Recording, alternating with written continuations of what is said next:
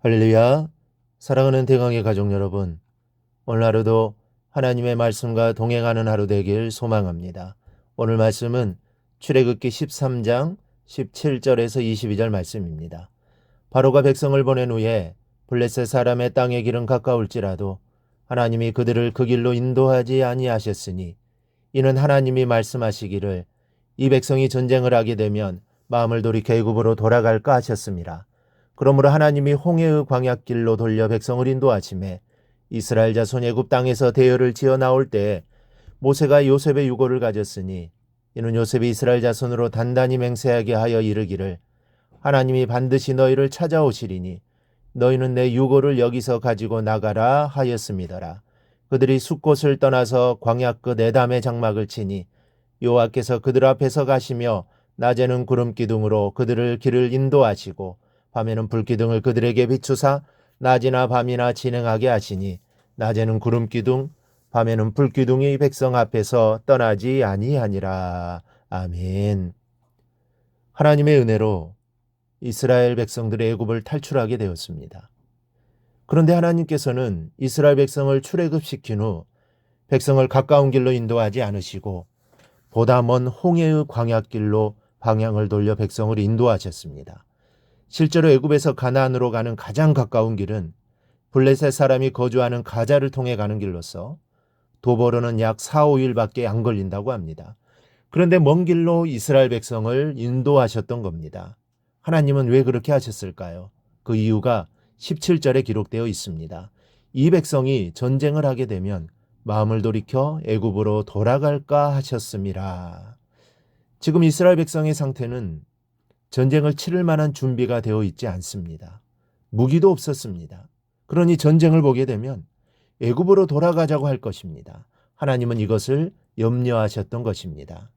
하나님은 어떤 역경이 있어도 이스라엘이 가나안을 향해 진군하기를 원하셨습니다. 두려운 장애물이 있다고 해서 우상의 도시 애굽으로 돌아가는 것을 하나님은 원치 않으셨습니다. 누구나 신앙생활을 하다 보면 수많은 역경을 만나기 마련입니다. 그리고 하나님의 인도하심이 잘 이해가 되지 않는 경우도 있습니다. 그런데 그 길은 항상 더 좋은 것을 주시기 위한 하나님의 사랑이 전제되어 있다는 사실을 절대로 잊어서는 안 되는 것입니다. 이스라엘 백성들이 우회하여 가나안으로 가는 길을 택하여 그들은 홍해가 갈라지는 역사를 경험하게 됩니다. 욥도 마찬가지입니다. 욥도 전혀 이해할 수 없는 고난을 당했습니다. 그러나 그 가운데서도 욥이 범죄하지 않고 믿음을 지키자 하나님께서는 욥에게 이전보다 갑절에 이르는 복을 허락하셨습니다. 이처럼 성도에게 주어지는 고난이 꼭 하나님의 징계나 저주만을 의미하지 않습니다. 그것은 때로 성도를 더욱 성장시켜서 헤아릴 수 없는 큰 축복에 이르게 하시려는 하나님의 은혜의 수단이 되기도 합니다. 그래서 바울은 환난 중에서도 오히려 즐거워한다고 하였습니다. 또한 베드로도 의를 위하여 고난을 받으면 오히려 복 있는 자라고 하였습니다. 그러므로 성도는 어떠한 고난 가운데서도 결코 낙담하거나 좌절해서는 안 됩니다. 오히려 그 고난을 통하여 큰 축복을 더하실 하나님을 바라보며 믿음과 인내로 그 고난을 이겨나가야만 할 것입니다. 그럴 때 하나님이 고난을 이길 힘도 주시고 놀라운 축복과 영광을 누리게 하실 것입니다. 하나님께서는 이스라엘 백성을 홍해의 광야길로 인도하시면서 그들을 구름 기둥과 불 기둥으로 인도해 주셨다고 말씀하고 있습니다. 21절 2절을 보면 여호와께서 그들 앞에서 가시며 낮에는 구름 기둥으로 그들을 길을 인도하시고 밤에는 불 기둥을 그들에게 비추사 낮이나 밤이나 진행하게 하시니 낮에는 구름 기둥 밤에는 불 기둥이 백성 앞에서 떠나지 아니하니라. 우리는 이 말씀 속에서 귀한 진리를 발견합니다. 먼저는 나보다 앞서 행하시는 분이십니다. 21절을 보면 여호와께서 그들 앞에서 가시며 그랬습니다. 백성이 행하는 길을 뒤에서 가만히 지켜보신다고 말씀하지 않았습니다. 그들 앞에 행하신다고 했습니다.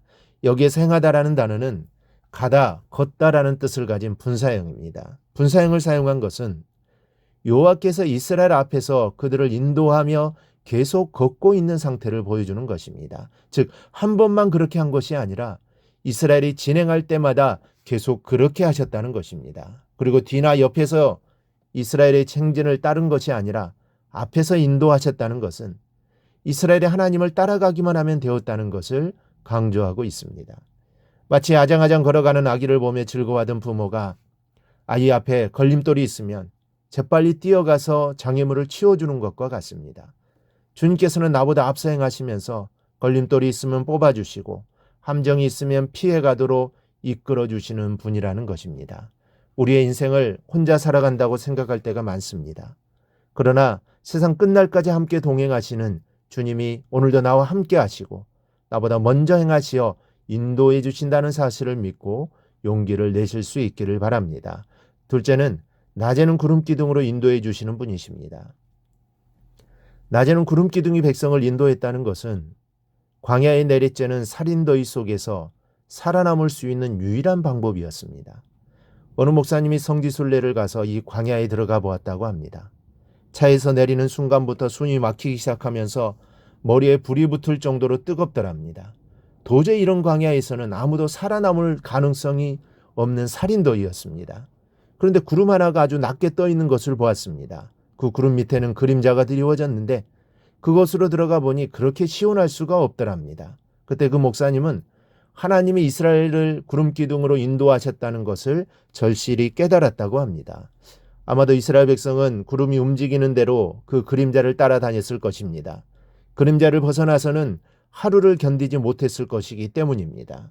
여러분, 광야에서 구름기둥으로 인도하여 주시는 주님이 여러분의 인생을 인도해 나가신다는 것을 믿으시기를 바랍니다. 셋째는 밤에는 불기둥으로 인도해 주시는 분이십니다. 이 광야는 기온의 차가 극심하게 난다고 합니다. 낮에는 살인더위가 기승을 부리다가도 밤이 되면 모래바람을 동반한 차가운 바람으로 온도가 급격히 떨어진다고 합니다. 이때 하나님은 불기둥을 보내셔서 백성들을 따뜻하게 해주셨을 뿐만 아니라 밤에는 그 불빛을 보고 행군할 수 있도록 이끄셨던 것입니다. 바로 이와 같이 구름기둥과 불기둥으로 나를 인도하시는 분은 주님이십니다. 그렇기 때문에 내 인생의 길잡이가 되시고 나침반이 되시는 주님을 굳게 붙들고 광야 같은 세상을 능히 헤쳐나갈 수 있기를 바랍니다. 이렇게 살아가는 것이 내가 사는 길입니다. 하나님의 인도하심이 싫다고 벗어나면 우리는 바른 길로 갈 수 없습니다. 이 사실을 절대로 잊지 말고 하나님의 인도하심을 따라 살아가기를 주님의 이름으로 축원합니다.